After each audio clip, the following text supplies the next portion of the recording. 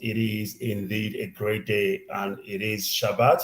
And I want to welcome Biafrans all around the world, wherever you are hearing the sound of my voice. We have come once again this evening to bring you indeed a great show.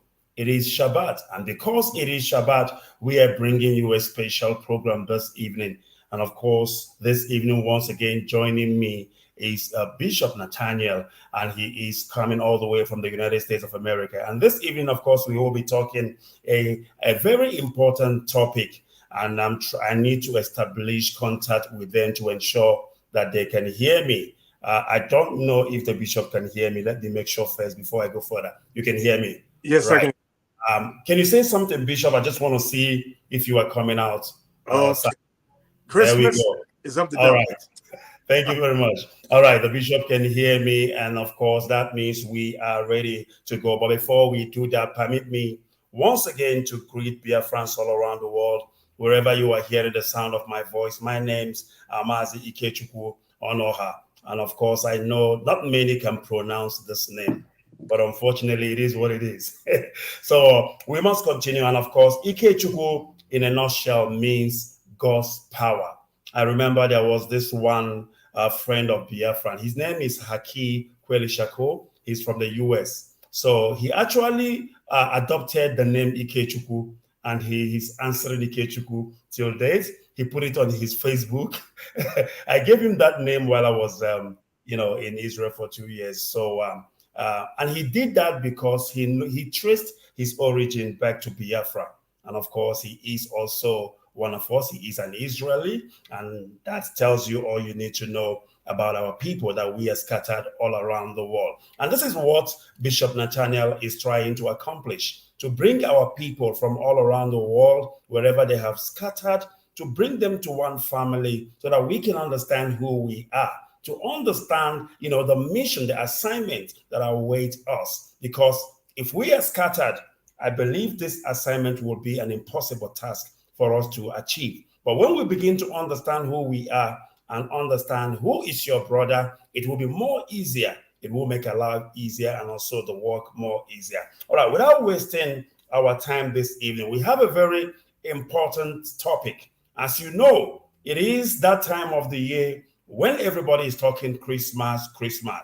But unfortunately, I don't think Bishop Nathaniel shares in that sentiment. He has another look, or should I say another perspective to the word Christmas. And that is what we're about to hear this evening. Without wasting your time, Bishop Nathaniel, welcome this evening. The whole world is listening. Biafrans too, they are listening. Please go ahead. And we have 1 hour to do justice to the topic. Go ahead, please. Okay. Thank you for having me. Thank you so much, brother. I appreciate you.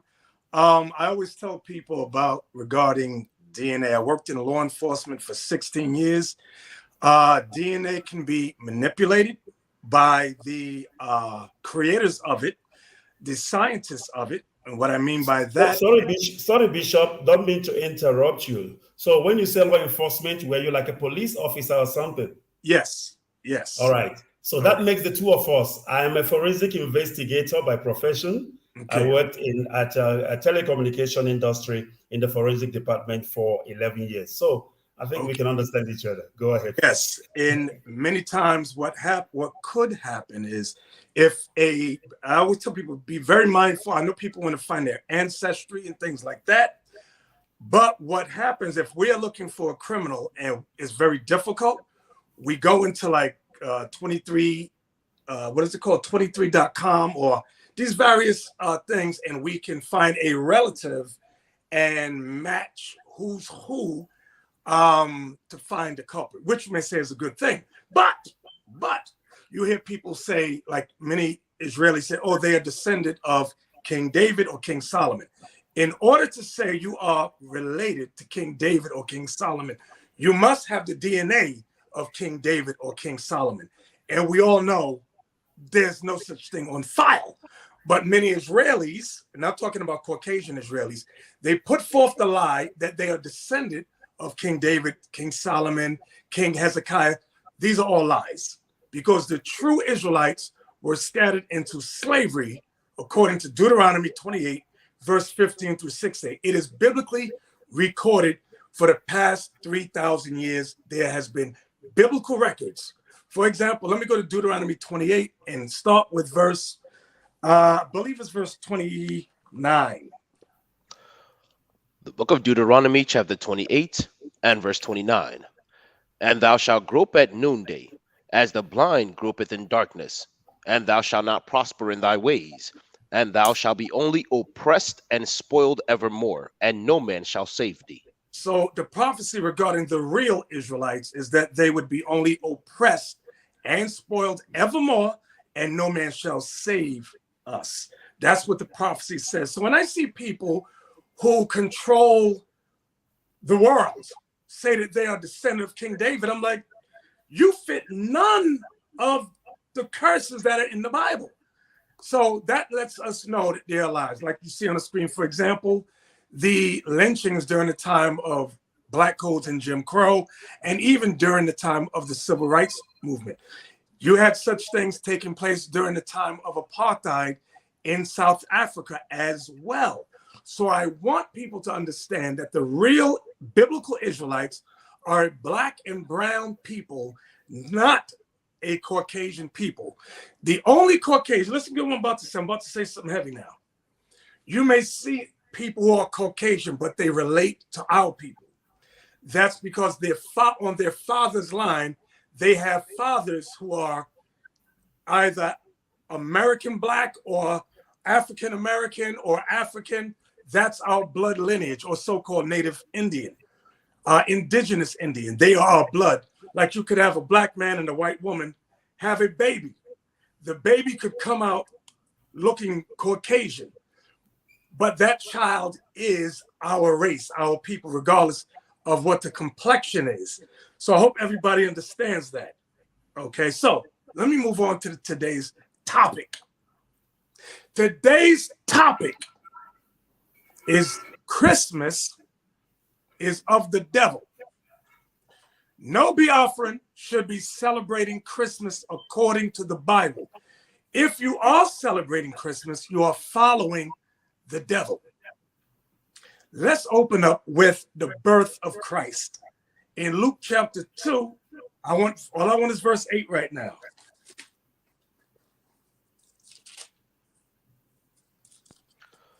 The book of Luke, chapter 2 and verse 8. And there were in the same country shepherds abiding in the field, keeping watch over their flock by night. So I want you to get the image, visual image. The shepherds were watching their sheep by night. Read it again. And there were in the same country shepherds abiding in the field, keeping watch over their flock by night. They were abiding in the field with their flock. So this is not the winter season where snow is covering, like they show you on TV. You see snow everywhere. No, this is not the season of winter. This is the spring season when the shepherds are in the fields with their flocks. This is not winter, this is spring. And I'm going to show you that as we read further on. Read on. Verse 9. And lo, the angel of the Lord came upon them, and the glory of the Lord shone round about them, and they were sore afraid. Mm-hmm. And the angel said unto them, Fear not, for behold, I bring you good tidings of great joy, which shall be to all people. When it says which shall be to all people, remember the angel was speaking to Israelites in the land of Israel. He was not in Rome. He was not in China. He was not in Europe. He was in where? Where is Israel? Northeast Africa. Remember the geography. Forget about the Suez Canal, which cut off Israel from Africa. Forget about that. At this time, it was one landmass. Read on. For unto you is born this day in the city of David a Savior, which is Christ the Lord. Christ the Lord. From there, now I'm going to jump to his age now. His birth and age, I'm going to continue. Get Matthew chapter 2. And I want verse 7 and 8. Matthew chapter 2 and verse 7. Then Herod, when he had privily called the wise men, inquired of them diligently what time the star appeared. So now, actually, you know what? Let's start up at verse 5. Let's start at 5 and go down. Verse 5. And they said unto him, in Bethlehem of Judea, for thus it is written by the prophets, and thou, Bethlehem, in the land of Judah, art not the least among the princes of Judah, for out of thee shall come a governor that shall rule my people Israel. I wanted that because it says, rule my people Israel. In Luke, it said all people. It was referring to all people of Israel. That's what it's talking about, because Christ came from the tribe of Judah. That's what tribe he came from. There are 12 tribes. Christ came from the tribe of Judah. Read on. Then Herod, when he had privily called the wise men, inquired of them diligently what time the star appeared. Remember, the wise men followed the star. They saw a star which was a chariot. This was not a literal star, because if a star comes near the earth, you know the earth would burn up. So this is what scientists call a so-called UFO. It's traveling very slowly, and the wise men are walking as they observe it. Just like in the wilderness, I want you to think back when we were in the wilderness with Moses. There was a chariot that led us by day and by night, and we followed it throughout the wilderness. Read on. Verse 8. And he sent them to Bethlehem and said, go and search diligently for the young child. And when ye have found him, bring me word again, that I may come and worship him also. So now Herod, who's Jewish, Herod is a Caucasian convert. They call them today Jewish. Okay, I want y'all to understand that. Remember in verse 7, he inquired what time the star appeared. What time the star that the wise men followed appeared. Let's jump down to verse 40 now.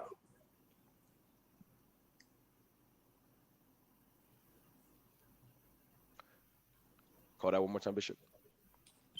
We're in Matthew 2, right? Yes, sir. Jump down to verse 16. I'm sorry, I apologize. Verse 16.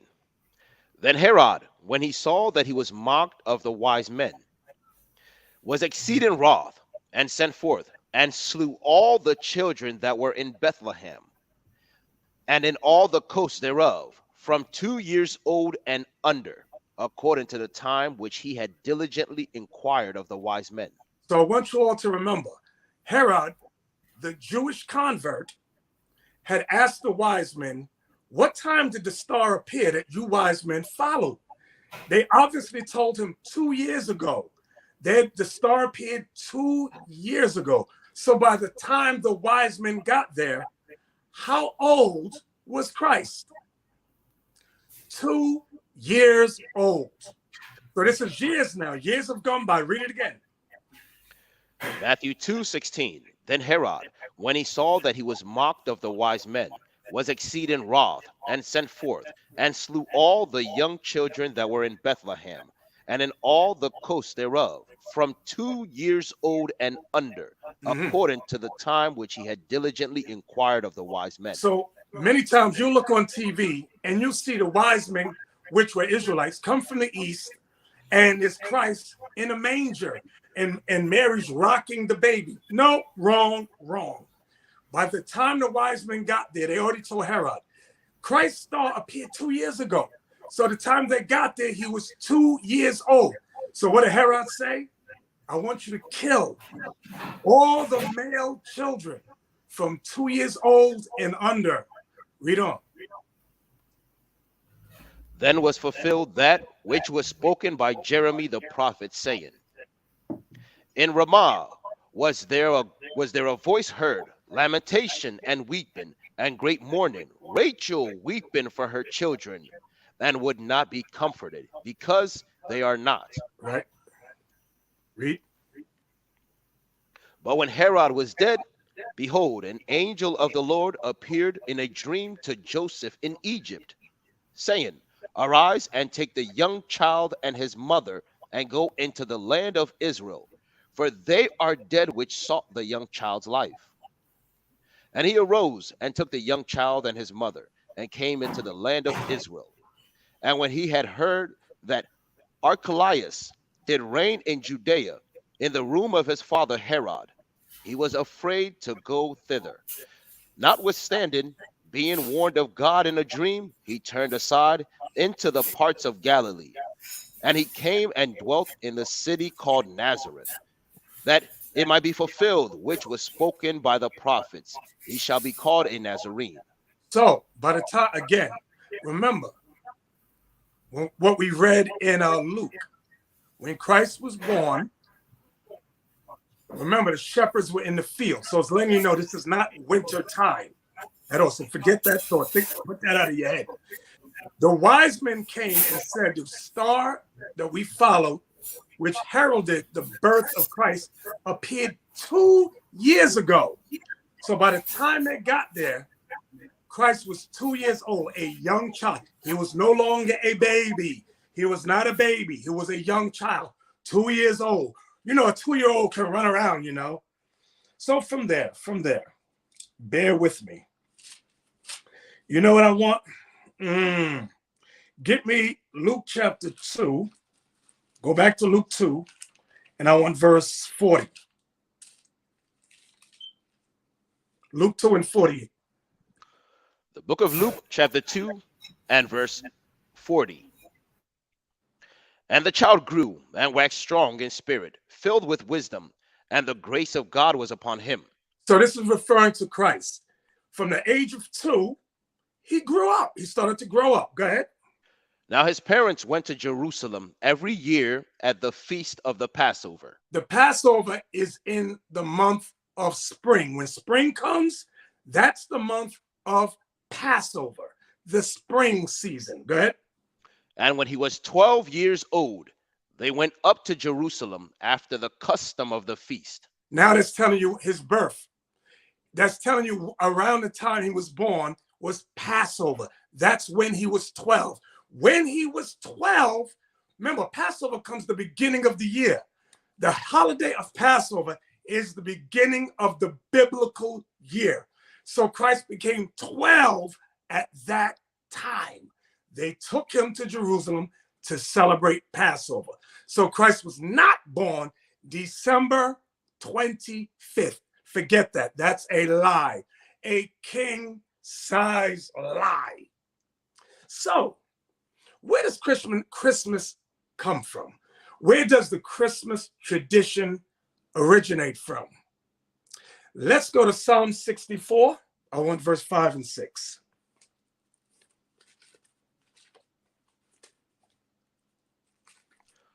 The book of Psalms, chapter 64, and verse 5.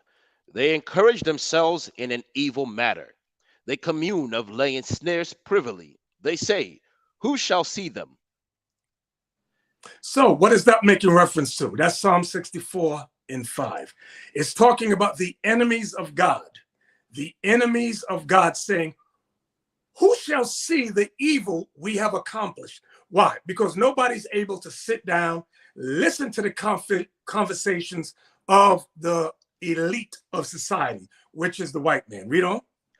They search out iniquities. They accomplish a diligent search. Notice it says they search out iniquities. They accomplish a diligent search. There's something that America and England has called archaeologists. What is an archaeologist's job? They search out all the ancient customs and ruins and paintings and buildings of antiquity. Read it again. They search out iniquities. They accomplish a diligent search. Both the inward thought of every one of them and the heart is deep. Was that it? Yes, sir. So that was Psalms. What verse was that? Psalm 64 and verse 6, right? Yes, sir. So they search out iniquities. They accomplish a diligent search. Archaeologists get paid big money. Their job with their students is to go to various ruins. They get their little paint brushes and they wipe off the sand off things. They get the paintings, the ancient ruins. That's what they do. And then they are able to figure out the time of such antiquities, the time of such evil things. Let's go read that again for me, please. The book of Psalms, chapter 64 and verse 5.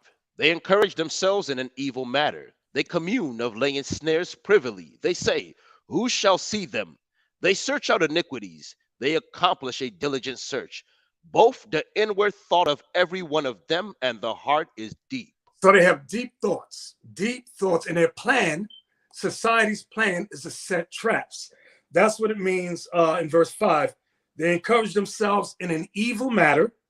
They commune, discuss, of laying snares, that means traps, privily, that means secretly. So today's topic, as I said earlier, is Christmas. Is it of God?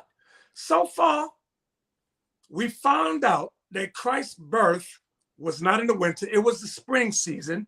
So far, we found out that when the wise men came, Christ was 2 years old. Okay, so far, we figured out that the ruling nations of society do a diligent search archaeologically. They accomplish a diligent search to lay snares, which are traps, privily, which means secretly. So now, give me Romans 1:25. Again, no Biafran should be celebrating Christmas. It is not biblical. It is not of God. If any of you cares to challenge, all you have to do is pull a Bible verse that says Jesus Christ, Yahushai, Yeshua, whichever you call him, was born in the dead of winter, December 25th. That's all you have to do. If you don't have a Bible verse, then zip your lips and shh. You don't know what you're talking about. You love the white man. Read. Romans chapter 1, verse 25. Who changed the truth of God into a lie and worshiped and served the creature more than the creator, who is blessed forever. Amen. So who changed the truth of God into a lie and worshiped and served the creature, meaning man and beast, more than the creator? So, Biafran, you have to ask yourself a question. Do you worship God Almighty, Yahweh, or do you worship and follow man? That's the question. So if you say you worship and follow God, then where did you get Christmas, December 25th from? Again, if you care to challenge, all I want is a Bible verse. I want a book, chapter, and verse that says Jesus Christ was born in the winter, December 25th. You'll win the argument then. But if you have no Bible verse, just be shh. You're following man. You followed your colonizer. You have followed the slave master. You have followed the oppressor. You have followed Satan. From there, let's go to Jeremiah 10. Let's start at verse 1. Remember, the topic is Biafra should not be celebrating Christmas. None of you Biafrans should be celebrating Christmas. It is of the devil. Jeremiah 10, let's start at verse 1. The book of Jeremiah, chapter 10, verse 1. Wait, hold on. Let me set it up for you. Jeremiah, the prophet, is prophesying that the Israelites would go into the Babylonian captivity. What year did this take place? The year 606 BC, before Christ. 606, write it down. The Babylonian captivity commenced 606 BC. Now you might ask, what does the prophet Jeremiah look like? Give me Jeremiah 8:21. Let's start with what he looks like. Jeremiah chapter 8, verse 21. For the hurt of the daughter of my people, I am hurt. I am black. My astonishment hath taken hold of me. Jeremiah says, I am black. He's letting you know two things. His color of a dark-skinned man and he's in a mourning state. That's why they call us black. Why do they call us black people?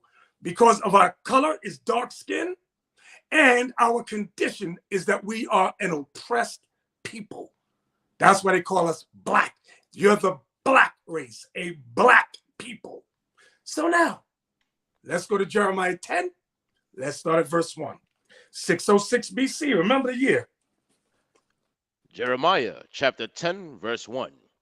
Hear ye the word which the Lord hath spoken unto you, O house of Israel. Thus saith the Lord, learn not the way of the heathen. Hold on. Learn not the way of the heathen. At this time, where was Israel? Going into the Babylonian captivity, which are Hamites, Nilotes. God said, learn not the way of the heathen. So now I'm going to compare back then to now. Who are we under today? We're not under Hamites. We're not under the Nilotes. We are under the Caucasian race. So read it again from the top. Hear ye the word which the Lord hath spoken unto you, O house of Israel. Thus saith the Lord, learn not the way of the heathen, and be not dismayed at the signs of heaven. For the heathen are dismayed at them. What does it mean, be not dismayed at the signs of heaven? We should not be shocked if we see a shooting star. I wonder what that means. We should not be shocked and amazed if we see a solar or lunar eclipse. Don't be shocked. Don't be amazed. Don't let it bother you. That's what God is teaching us. Read on. For the customs of the people are vain. Meaning, for the customs of the people are lies. What people? Back then in 606 BC, he was referring to the customs of ancient Babylon. Today, who is the heathen that we're under? The colonizer, the oppressor is the Caucasian man, the European man. His customs are lies. Read. For the customs of the people are vain. For one cutteth a tree out of the forest, the work of the hands of the workmen with the axe. So what custom? Biafra, ask yourself, what custom is a tree cut down? Well, I know today they may not cut down trees. Like in America, they have fake trees where you could go into the store and buy a fake tree. But it's the same custom. It's made in the shape of a tree. Read it again, please. For the customs of the people are vain. For one cutteth a tree out of the forest, the work of the hands of the workmen with the axe. They deck it with silver and with gold. What custom, what phony holiday do you take a tree and decorate it with silver and gold? This is called the Christmas tree. Read. They fasten it with nails and with hammers, that it move not. They fasten it with nails and hammers so that the tree does not move, meaning it doesn't tilt or move to the left or the right. They have a tree stand. Okay, read. They are upright as the palm tree. When it says they are upright as the palm tree, in ancient Babylon, they used the palm tree. Today, America, the colonizers, Europeans teach us to use the evergreen tree. Read it again. They are upright as the palm tree, but speak not. They must needs be born. Why does it say, but speak not? In ancient Babylon, the custom was the spirit of Nimrod would enter the tree and would find out if you were good or bad, naughty or nice. Just so, what does that mean today? Today, they teach us, you better not shout, you better not pout. But I'm telling you why Santa Claus is coming to town. He sees when you are sleeping. He knows when you're awake. He knows if you've been bad or good. So be good for goodness sake. That's what they do. So it's the same lying custom. And we have learned it for centuries. It's been passed down. Read it again, please. Verse 5. They are upright as the palm tree, but speak not. They must needs be born. Meaning carried. Born means carried, right? Because they cannot go. Meaning they can't walk, right? Be not afraid of them. for they cannot do evil, neither also is it in them to do good. Now I'm going to give you an example of the Netherlands. I gave you an example of America, how they say Santa Claus knows if you've been good or not. Be good for goodness sake. In the Netherlands, Amsterdam, places like that, they call Christmas, they celebrate Christmas as St. Nicholas and Zwarte Piet, like you see on the screen. Now, this goes back historically when the Caucasians conquered the Israelite Moors in Europe. St. Nick, as you see there, represents St. Nicholas, Pope Nicholas V, okay, of Rome. He's the one that instituted the transatlantic slave trade to conquer and enslave the Israelite Moors that ruled Europe. Now, they call the Moors here, the word Moor simply means black. What they do, the Moor there, they call them Zwarte Piet, meaning Black Pete, which represents the Apostle Peter. Let me explain it again in case I missed you. Zwarte Piet, as you see there, all the whites dress up in blackface, and they represent Zwarte Piet, who St. Nick, Pope Nicholas V, conquered during the Renaissance. He conquered at the end of the Middle Ages and enslaved us, ushering in the Renaissance. Do we have any footage on that, or do you have any history on that? Show me real quick. You want to go to Book of Babylon to Timbuktu first? We have the two Babylons, sir, but it does not go into the screen, please. Yes, sir.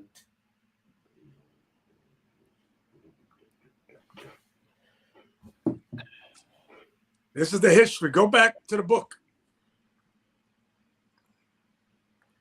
Coming right up, sir. Internet is lagging.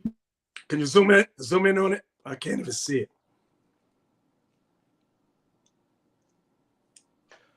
This is the two Babylons, or the papal worship.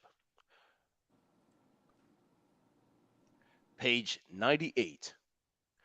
The divine child born at the winter solstice was born as a new incarnation of the great God, after the God had been cut in pieces on purpose to revenge his death upon his murderers. Now the great God, cut off in the midst of the power and glory, was symbolized as a huge tree, stripped of all its branches and cut down almost to the ground.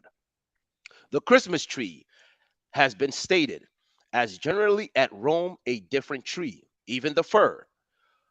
But the very same idea as was implied in the palm tree was implied in the Christmas fir. For that covertly symbolized the newborn god of Baal Berith. So y'all see the word covertly? That means secretly. That's what we were reading about in the book of Psalms. Read on. Therefore, the 25th of December, the day that was observed at Rome as the day when the victorious God appeared on earth, was held at the Natalis Enricus, the birthday of the unconquered Son. Now the Yule log is the dead stock of Nimrod, deified as the sun god, but cut down by his enemies. The Christmas tree is Nimrod redivinized, the slain god come to life again. So the tree represented Nimrod. That's what historians found out. Okay. Hey, can we put up this? Was there more or no? Yes, sir. One more page. Go ahead. Oh, my bad, my bad.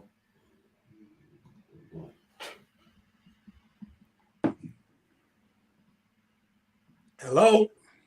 Yes, sir. Right there.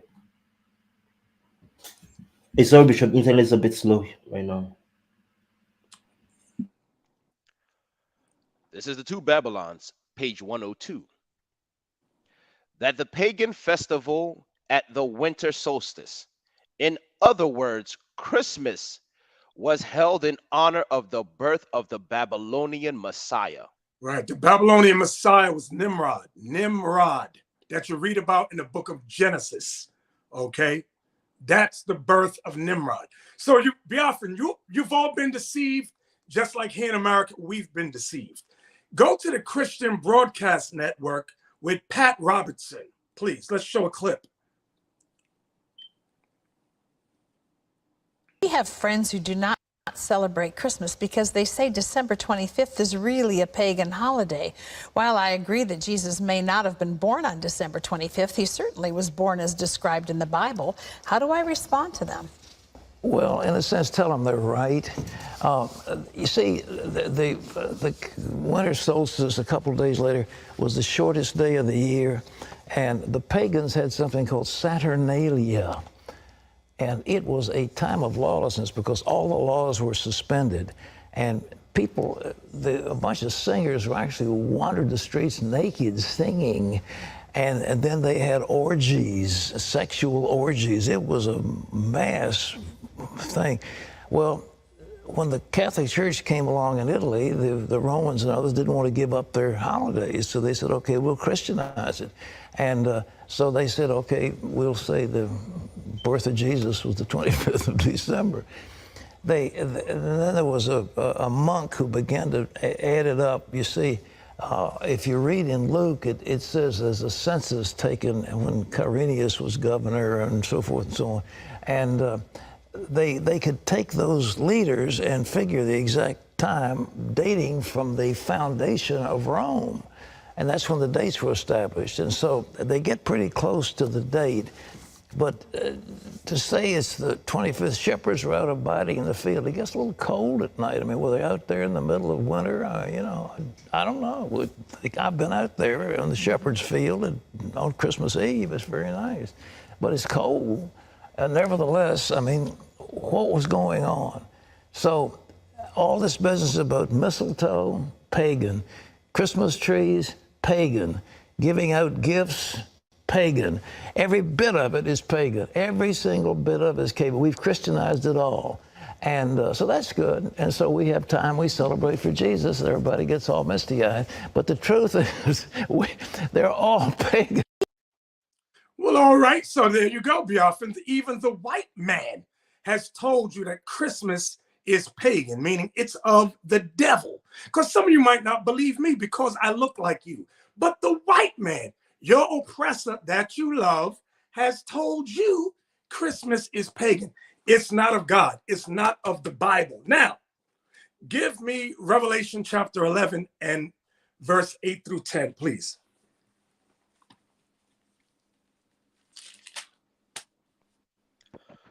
The book of Revelation, chapter 11 and verse 8. And their dead bodies shall lie in the street of the great city, which spiritually is called Sodom and Egypt, where also our Lord was crucified. Now, this is making reference to the two witnesses. The two witnesses are the remnant of Israel. The two witnesses are the remnant of Israel that you read about in, let me look, I'm gonna jump down real quick. Jump down to verse 13, then I'm gonna go back up to verse 8. Verse 13. And the same hour was there a great earthquake, and the 10th part of the city fell. And in the earthquake were slain of men 7,000, and the remnant were affrighted and gave glory to the God of heaven. So what I wanted y'all to see is that the two witnesses that you read about in Revelation 11 is the remnant of Israel, the kingdom of Judah and the kingdom of Israel, because we were split into two kingdoms. Go back to verse 8, please. Verse 8. And their dead bodies shall lie in the street of the great city. The great city is Babylon the Great. This new Babylon, the United States of America. This isn't talking about ancient Babylon because ancient Babylon was destroyed already. This is the new modern Babylon, America. Read. Which spiritually is called Sodom and Egypt. Why is this place spiritually called Sodom? Because America fosters same-sex marriage. America pushes same-sex belief system. Boys can change their gender. Girls can change their gender. They change pronouns. He is now a she is now a he, or he is now a they, she is now an it. Stupidity. That's Sodom. The spirit of Sodom is here. Then it says, and Egypt. This place is not the real Egypt. Put the dollar bill up for me if you got it at hand. Do you have it? Yes, sir. Coming right up. Coming right up. Okay. So I want y'all to see that this place is spiritually called Egypt too. How so? In Washington, D.C., they have the obelisk standing there. An obelisk is there. Where did they get it from? Ancient Egypt. They also have on the back of the dollar bill, they have the all-seeing eye of Ra. It's either Ra or Horus, I always forget. But and above the pyramid, they're letting us know that this is spiritual Egypt. As you can see on the screen, Egyptian pyramid on the US $1 note bill. The Washington Monument is an Egyptian obelisk on the National Mall in Washington, D.C. So this isn't the real Egypt over here, but this is a spiritual Egypt. I hope everybody understands. I hope you're taking good notes. Let's go back to Revelation chapter 11 now, verse 8 one more time. Revelation chapter 11, verse 8. And their dead bodies shall lie in the street of the great city, which spiritually is called Sodom and Egypt, where also our Lord was crucified. What does it mean our Lord was crucified here? They crucified his teachings and the way he looked. They crucified it. They killed it. What does it mean our dead bodies? Because we're not physically dead, but we are mentally and spiritually dead people over here. What does it mean? Give me that in Proverbs 21:16, I believe it is. The book of Proverbs chapter 21, verse 16. The man that wandereth out of the way of understanding shall remain in the congregation of the dead. So our people, Biafra, our people are in the congregation of the dead. If you celebrate white Jesus, you are in the congregation of the dead. If you celebrate Christmas, December 25th, as the birth of Jesus, if you lie and make excuses saying it's for the children, you are in the congregation of the dead. So Revelation 11, verse 9 now. Revelation chapter 11, verse 9. And they of the people and kindred and tongues and nations shall see their dead bodies 3 days and a half, and shall not suffer their dead bodies to be put in graves. So what does it mean they saw our dead bodies for 3 days and a half? Because we're not physically dead, we're alive. But it means they see our spiritually dead bodies. Our spirits are dead because why? We have wandered into, we have lacked understanding of what God's word is saying. Therefore, we're in the congregation of the dead. If you call yourself Christian, you're in the congregation of the dead. Okay, Muslim, you're in the congregation of the dead.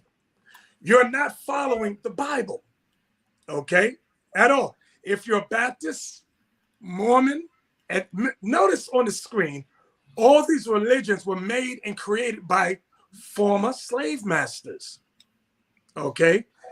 The one Rastafarian, that wasn't made by a slave master. It was made by a black man in 1935 by the name of Leonard P. Howell. But all the rest was created by your former slave masters. So many of us have found ourselves as Adventists, Jehovah's Witness, Pentecostal, Baptist, Mormons, Islamic, so forth and so on. These are all man-made lies. Read it again, please. And they of the people and kindreds and tongues and nations shall see their dead bodies 3 days and a half. 3 days and a half means 350 years. Go ahead. And shall not suffer their dead bodies to be put in graves. Because we're not physically dead. We're spiritually dead, not physically though. Read. And they that dwell upon the earth shall rejoice over them. What does it mean, they that dwell upon the earth shall rejoice over them? They established holidays that they mentally and spiritually destroyed us. Let me say it again. They created and establish holidays. The word holiday means holy days. Their holy days are days of our oppression, but we haven't figured that out yet. Christmas is in honor of our destruction. Read it again. And they that dwell upon the earth shall rejoice over them and make merry. You see that? Make merry. What is merry what? Merry Christmas. Merry what? Merry Christmas. It's a rejoicing holiday. Watch what they do. Go ahead. And shall send gifts one to another. What does it mean, shall send gifts? They sent our sons and daughters as slaves. Our sons and daughters were the gifts they gave one to another. Hey, do you guys have the video when they had the chain around a little boy's neck as a gift? Yes, sir. Finding that right now. Okay. Yes. Okay. So what I'm showing you, all Biafrans, Christmas is not of God. It is not of the Bible. In the Bible, it says, don't celebrate a holiday that they cut down a tree and decorate it with silver and gold. That's an ancient Babylonian holiday wherein Nimrod came into the tree to find out if you were naughty or nice. Rome, Pope Nicholas V took that holiday, incorporated it into society, and ushered in the transatlantic slave trade, where they went throughout Africa and enslaved your sons and daughters and sent them to England, France, America, Canada, Central and South America, so forth and so on. Let me know if you found the video yet. Yes, sir. Sorry, Bishop. We didn't prepare. It's a bit far into the file, so it's not going to be possible. Okay. So, what verse did you finish off at? Verse 10. Read verse 10 again.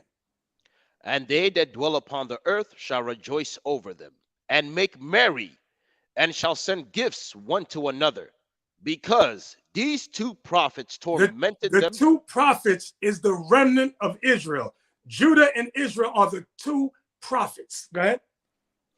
Because these two prophets tormented them that dwelt on the earth. Can we go back to, show me the next video on Zwarte Piet, how our people in the Netherlands, show me the Zwarte Piet, and then we'll get to the beatings. Yes, Bishop, I did find it, yeah, so. Okay, put it up. This is the gifts. Swinging in the southern breeze. Submit yourselves. Oh, that was it. Yes, sir, right here. Okay. What I want y'all to see is the rope around the little black girl's neck. We were the gifts given to white children, white people, Caucasians, Edomites. Our sons endure. So y'all don't know about Christmas during the time of the Americas and in the time of England and in these European countries. Our sons and daughters were the gifts given to their people. Play it again. That's just that one part. Play it again. Go back. Yeah, go ahead. Play from there. Yes, sir.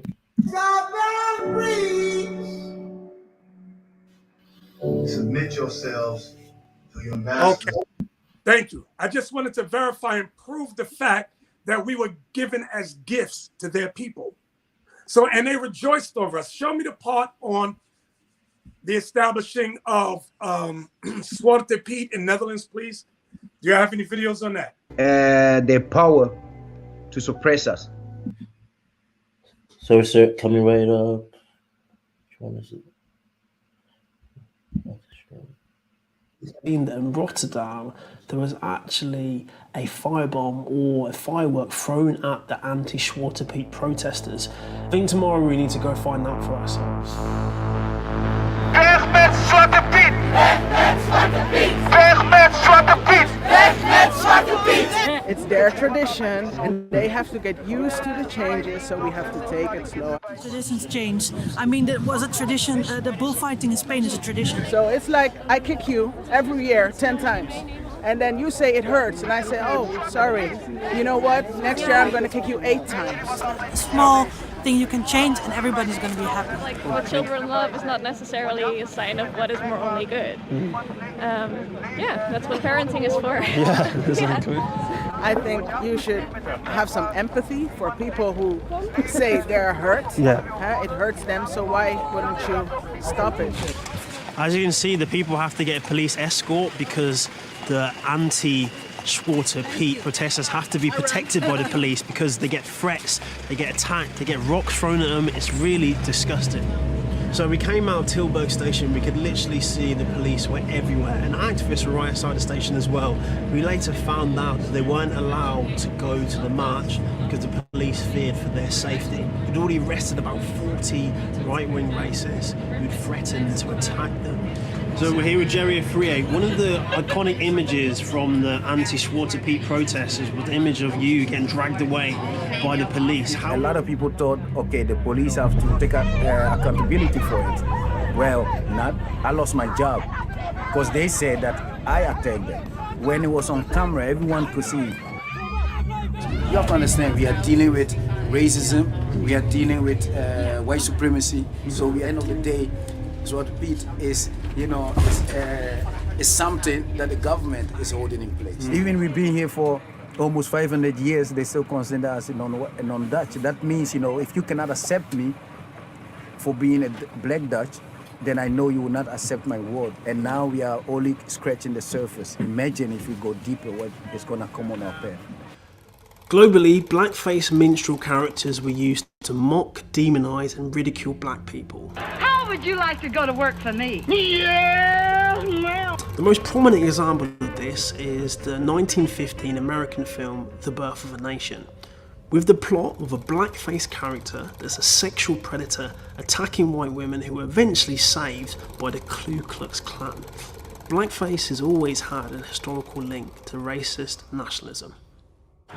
You see, you don't even know who the racist is anymore. And it's not the bald one with the bomber jack who is standing there. It's not them anymore. The group is very nuanced, but it does something with humanity when you stand there for just an inclusive society, not for something outrageous, just for us all to come together.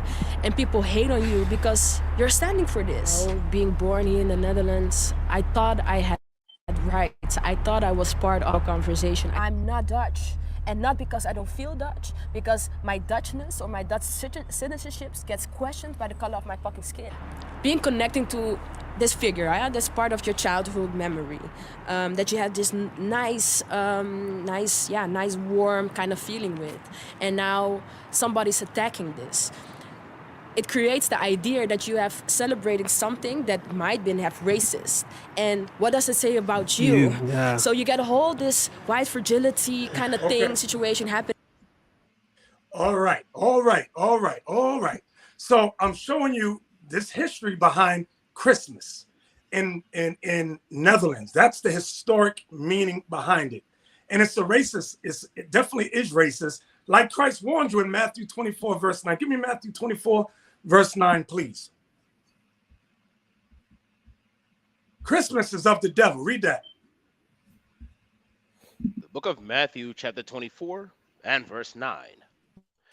Then shall they deliver you up to be afflicted, and shall kill you, and ye shall be hated of all nations for my name's sake. Christ prophesied that the Israelites would be hated of all nations. So I don't know why is our people always trying to assimilate. You always want your enemy to love you, to hug you, to hold you. No, Christ said you would be hated of all nations. What don't you understand? Give me Titus chapter 1, verse 14, please. Titus chapter 1, verse 14. Christmas is of the devil. Read. Titus chapter 1, verse 14. Not giving heed to Jewish fables and commandments of men that turn from the truth. So it says Jewish fables. You know what a fable is? Lies. A fable is a lie. Not giving heed to Jewish fables. Christmas is a Jewish fable, meaning a Jewish lie. It says what? Which turn what? That turn from the truth. that turn from the truth. It turns you away from the laws of God, because the laws of God in Leviticus 23 gives you a list of holidays. Biafra, you don't keep the holidays here, maybe the Sabbath. What about Passover, Memorial Blowing of Trumpet, Day of Atonement? What about Hanukkah, Feast of Dedication? Give me that in John 10. John 10:22. John chapter 10, verse 22. And it was at Jerusalem, the feast of the dedication, and it was winter. And Jesus walked in the temple in Solomon's porch. The Feast of Dedication in Hebrew is Hanukkah. Do you, Biafra, this is to you. Do you celebrate that? Because Christ celebrated it. Christ celebrated a winter holiday called, in English, the Feast of Dedication. That's what he celebrated. You can read about that in Daniel chapter 8. Give me that in Daniel 8, verse 12 to 14, please.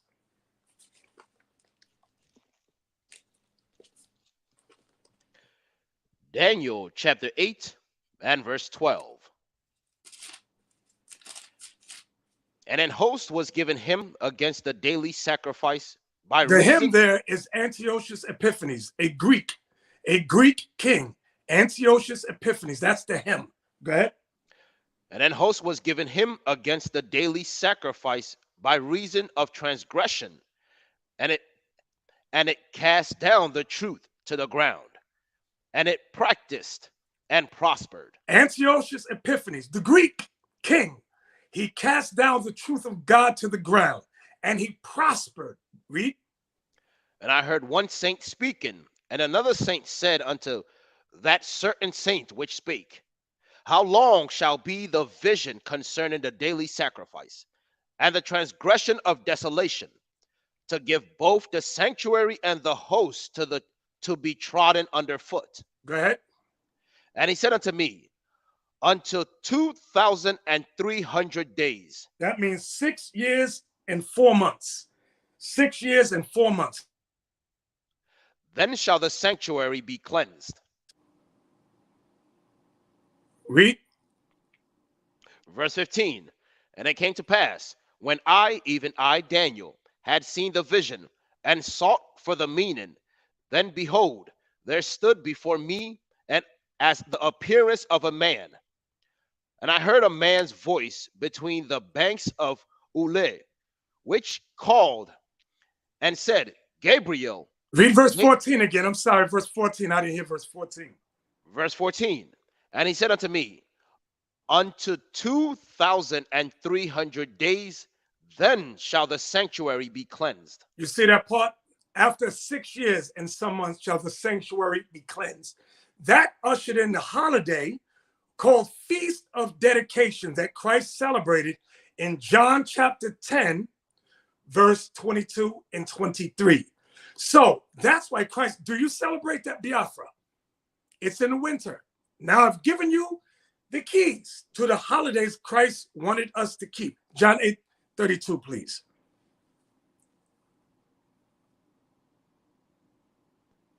The book of John, chapter 8 and verse 32.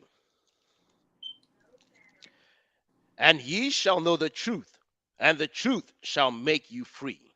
So brothers, sisters, my Biafran brothers and sisters who are really Israelites, I've given you the truth. This is just one portion. This is just one portion of the truth.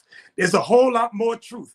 Whether it makes you feel good or makes your stomach upset, my job is to give you the truth to help make you free. Like my job here worldwide is to help give the truth that our people can be set free, free from oppression, free from being colonized, free from slavery. That's our job, okay? So I pray that you glean something from today's lesson. I'll give you one last verse. Matthew 15:3 is my last verse. Read that. Matthew chapter 15 and verse 3. But he answered and said unto them, why do ye also transgress the commandment of God by your tradition? When your traditions go against the commandments of God, you're worshiping the devil. Christ condemned the Pharisees for establishing traditions that went against God's law. So God's law is in the wintertime, we celebrated the Feast of Dedication. If you reject that and say, no, Christmas, December 25th, you're worshiping the devil. I've told you, out of love, brothers, sisters, I love you. I pray you all have a good Shabbat. Thank you very much, Bishop. Bishop, before I let you go, I need to ask you a question that I wonder if you can help me with that. Now, Jesus Christ, as we know him, he is Jewish, right? He's not Jewish. He's of the tribe of Judah. Jewish, ISH, means not the original, a convert. Right. When you look up ISH, it means a convert. Christ is not Jewish. Nope, he's a Jew of the tribe of Judah. Thank you. Thank you for that. Now, where does the name Christ comes from? If he is Jew, obviously, I'm not sure what is the name Jesus Christ. What is his Jewish name or Jew's name, or, you know, can you please educate me on that? Because I do get confused. Where does the name Jesus Christ originate from? Please That's of Jesus and Christ are of Greek origin. Jesus and Christ are of Greek origin, and they translated it into the English. Okay, that's where it comes from. In the Hebrew, some pronounce his name like I do, Yahweh Shai. Some pronounce it Yeshua. But those are Hebrew origins. That's what Christ was, a Hebrew. All right. Thank you very much. I think there are people also who are like me out there who want to understand the different meanings of this name. Maybe sometime you will also talk to us about Easter. Yes. I'm sure we've dealt with Christmas, and I must tell you, I am cleared, and I do understand that, because telling us that Christ was born on the 25th of December, I think is the worst lies ever told, you know. So we need to be educated on this thing. So let's make a date next time. Maybe we'll talk about Easter. Yes. All right. Thank you so much, Bishop. I appreciate that. You're welcome. All praises. All right. Thank you so much. Thank you very much, Biafrans. And of course, this is where we will bring this program to an end. It is indeed a great show. It is indeed Shabbat. And we have learned once again the things that we need to know. Knowledge is power. And of course, this is why we always bring the bishop here now and then to educate us on some certain things that we need to know about. When you hear them talking about Christmas, at least now you know, dear friends, that Christmas is not for you, of course, because it is a pagan religion which has been in existence many, many decades ago. But of course, as we go on, we begin to understand this whole thing.